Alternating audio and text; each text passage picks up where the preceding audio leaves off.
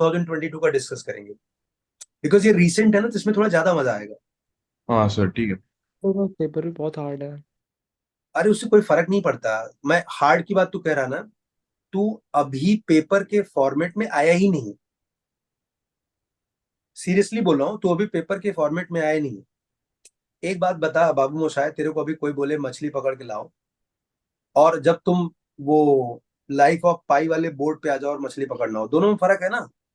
हम्म। अभी तुमको पता है कि इसके अच्छे होने या नहीं होने से मेरा कोई नुकसान नहीं है। ये अंदर तुम्हारे कम्युनिकेशन चल रहा है गुरु।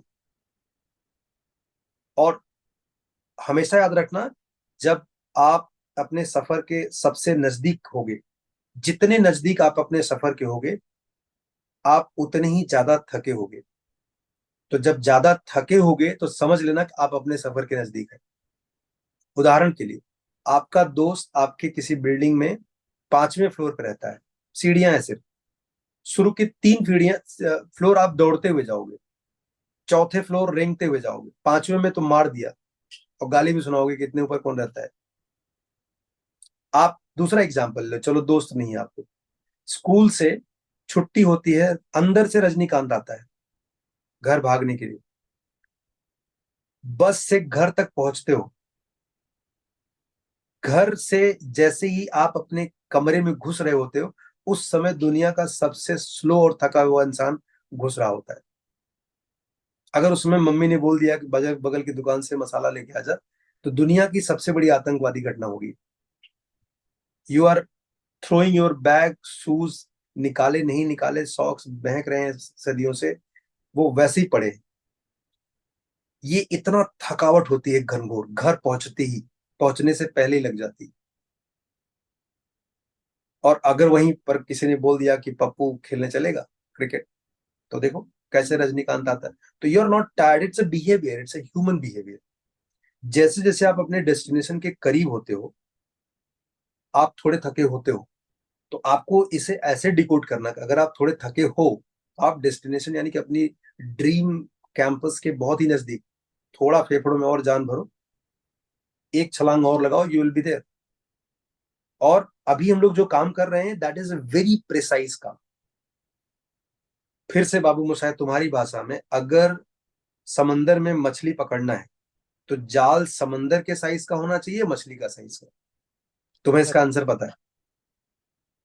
इस समय जो थके हुए लोग हैं, मैंने उसका कारण बताया, सब डेस्टिनेशन के करीब है, वो किसी न किसी कारण से डिमोटिवेट होकर के जो चल रहा है उसको बंद कर देना चाहते हैं। उसकी खूबसूरती ढूंढ ही नहीं रहे हो। वो उनको लगेगा कि यार जाल छोटी पड़ रही है, समंदर के बराबर का जाल बनाएंगे तभी मछली आएगी। भाई साहब, आपको मछली के साइज थोड़ा आगे पीछे का जाल बनाना है। तो ये जो अभी आप जेई पीवाईक्यू कर रहे हो, ये सीधा मछली पर अटैक है। आपको पता है कि जो क्वेश्चन आप सॉल्व कर रहे हो ये नहीं आने वाला है। जो आप किसी क्लासेस के पेपर्स में कर रहे हो उसकी कोई गारंटी नहीं है।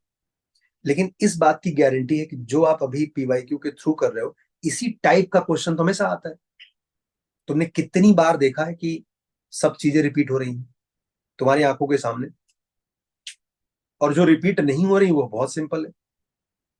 तो अगर अभी किसी बच्चे को पीवाईक्यू टेस्ट देते समय मार्क्स नहीं आ रहे, इसका मतलब गुरु आप उत्साहित नहीं हो अभी। मैं आपको बोल दूं कि महसूस करो कि आपका अगले पल नौकरी लग जाएगा, या अगले पल आपकी शादी है, खुश हो जाओ, नहीं कर पाओगे आप एक्टिंग। अगर आप एक्टिंग कर पाते तो पेरेंट्स डाल देते, आप आईफा लेके आते, ऑस्कर लेके आते। तो ये समझो, आपको ये बहुत नेचुरली आएगा। जिस दिन आपका पेपर होगा, जिस दिन आप पेपर एक्चुअल पेपर लिखने जाओगे, वो आपका बहुत अलग होगा। आप रात भर नहीं सोए होगे तो भी आपका वो बेस्ट होगा। बहुत भयंकर तरीके से अंदर से निकलता है। आप आपको आंखें दो नहीं 200 हो जाती। उसके पहले जो तैयारी करना है वो यही करना है, अपने आप को उस पेपर के इर्द गिर्द, मछली के आसपास बनाए रखना है। जब महाभारत में अर्जुन ने मछली पर निशाना लगाया था, तो उसका उनका निशाना उसकी सिर्फ आंख पे था, ना कि पूरे बर्तन पे था। इस समय आपका पूरा का पूरा निशाना पीवाईक्यू पे होना चाहिए। पीवाईक्यू के क्वेश्चंस में, क्वेश्चन के थ्रू आप ये देखो कि क्या क्या ट्रिक्स निकाल सकते हो, कैसे उसे और बेटर कर सकते हो, 2 मिनट से कम टाइम में कर सकते हो। जैसे आज तुम लोगों ने कल पूछा था कोनिक सेक्शन वाला क्वेश्चन, ये है। ये जो जो बच्चा फर्स्ट 10 में आएगा, फर्स्ट 20 में आएगा, वो कुछ इस डायरेक्शन में सोचेगा। सेम क्वेश्चन, वो कुछ अलग नहीं करेगा, उसे करने का तरीका अलग। तो यही अगले, और इसको करने के लिए 2 साल नहीं लगता, इसको करने के लिए 5 दिन, 2 घंटे, 1 घंटे भी हो सकता है।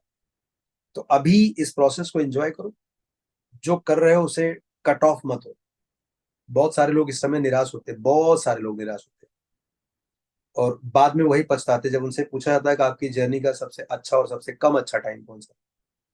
तो अच्छा तो ऑलमोस्ट सभी होता है, कम अच्छा टाइम यही होता है कि काश मैं वो 10-12 दिनों में थोड़ी फेफड़ों में और हवा भरी होती तो इतना आगे और होता। वो जीवन में कभी निराश नहीं होंगे, ये तो पक्का पता है। जो यहां तक पहुंचा है वो, मतलब 10 साल बाद किसी न किसी पेपर के कोने में छपने ही वाला है, गारंटीड है।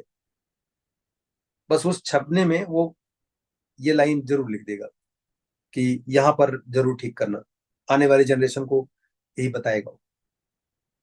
तो इसलिए अभी घबराना नहीं, डरना नहीं, किसी भी प्रकार के मार्क्स का कोई कोई वैल्यू नहीं। इस समय जो भी तुम पीवाईक्यू टेस्ट के रूप में लिख रहे हो, आप एक्चुअली उसे टेस्ट की तरह नहीं लिख रहे हो। आप लिख रहे हो कि मुझे इसमें टाइमर लगा के कर रहे हो, टेस्ट के फॉर्मेट में ही कर रहे हो, बट उसके marks is not you actually writing. आप कंफ्यूजन के बीच की दीवार पे खड़े हो कि मैं इसे टेस्ट की तरह लिखूं या शीट की तरह सॉल्व करूं। दे रहे हो टेस्ट की तरह, दिमाग उसे शीट की तरह एक्सेप्ट कर रहा है। दोनों ही अच्छा है। एक तो आपका टाइमिंग मास्टर हो रहा है, आप उस 6 घंटे में बैठने की हैबिट डाल रहे हो, और साथ ही साथ आप इस डिसअपॉइंटमेंट के साथ भी पेपर लिखने की हैबिट बना पा रहे हो। जैसे मैं एक उदाहरण बताता हूँ। जैसे एक एक एक टीचर कुछ बच्चों को फुटबॉल सिखा रहा होता है, तो उनको बोलता है कि तुम ग्राउंड के चक्कर लगाओ, 15-20 चक्कर दौड़ाता रहा। तो बच्चे चिढ़ गए कि भाई साहब खेलने फुटबॉल आए थे और तू दौड़ा रहा है खाली, फुटबॉल तो दे, सीखने के लिए आए हैं वो। तो उस टीचर ने उनसे पूछा कि एक बार बताओ, पूरे 90 मिनट्स के गेम में फुटबॉल फ्रैक्शन ऑफ सेकेंड में कितने लोगों के पास होती है? एक ही आदमी के पास होती है। बाकी सब लोग, बाकी जो जितने भी 18-20 लोग हैं, they are running for football but without football. तो अगर वो बिना फुटबॉल के दौड़ने की प्रैक्टिस नहीं करेंगे, तो वो उस ग्राउंड पे 5 मिनट भी नहीं टिक पाएंगे। वो 100% कुछ ना कुछ फाउल करेंगे, बर्दाश्त ही नहीं होगा उनसे। तो तुम्हें जब तुम बोलते हो ना कि मेरा मार्क्स ऐसा XYZ है, लिटरली मेरे को बहुत आनंद आता है। मुझे पहला चीज ये क्लियरिटी है कि तुम एज ए एग्जामिनी टेस्ट नहीं लिख रहे हो। Literally I am telling you, तुम एज ए एग्जामिनी लिख ही नहीं रहे हो। तुम पिछले 15 दिनों से एज ए एग्जामिनी है ही नहीं। कोई एग्रेशन टेस्ट के फॉर्मेट में दिख ही नहीं रहा है। और ये इट्स वेरी कॉमन, सबके साथ होता है। जिस दिन तुम्हारा एक्चुअल एग्जाम होगा उस दिन भी ये होगा, बिल्कुल सच नहीं। तो जब मुझे क्लियरिटी है और तुम जब बोलते हो कि ये मार्क्स बहुत तो मुझे बड़ा खुशी होता है कि एटलीस्ट तुम्हारा एक हिस्सा बहुत मास्टर हो रहा है। व्हेन यू आर डिसअपॉइंटेड, तो आपका अगला जो एक्शन होगा क्या वो खूबसूरत हो सकता है, राइट? मतलब जैसे जो लोग दुखी होते हैं ना, उनका तुम घर लूट लो, उनका कपड़े निकालो, उनको कुछ पता ही नहीं चलेगा।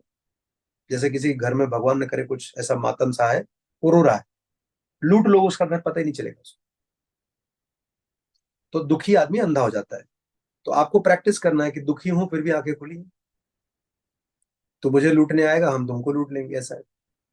तो ये अच्छी practice, this is very good practice, and genuinely it is required. अगर मैं ये बोल करके बताऊंगा तो फिर तुम इसमें कुछ कहानी ढूंढ लोगे कि खराब चीज को भी अच्छा बना दे रहे हैं। इसलिए मैं बताया नहीं, काम निकल गया है अभी almost. We are on finishing line. हम लोग इसी पेपर्स को बहुत अच्छे से रिफाइन करके फटाफट देख लेंगे।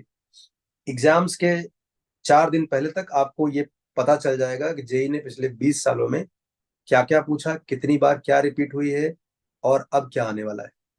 क्वेश्चन नहीं, टाइप्स, ये तुमको पता चल जाएगा। तो प्यार से या गुस्से से, चाहे जैसे, काम तो अपना हो ही गया। ठीक है, तो टेंशन मत लो, मैं तो अपने मिशन में बहुत अच्छे से कामयाबी की तरफ कूच कूच कर रहा हूँ।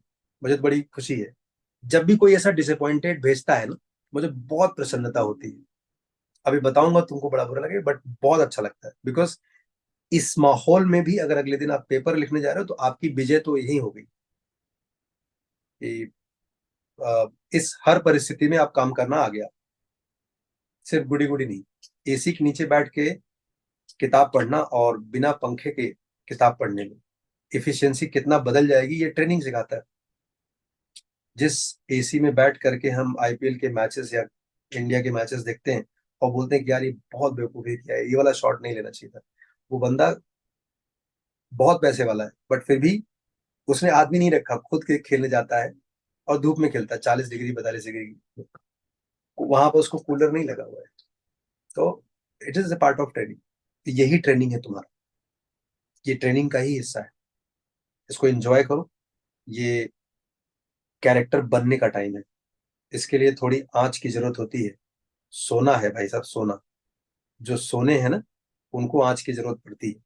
ये आंच से ही तप करके सुंदर आभूषण बनेगा। सॉरी, जो बहुत ज्यादा हिंदी हो गई।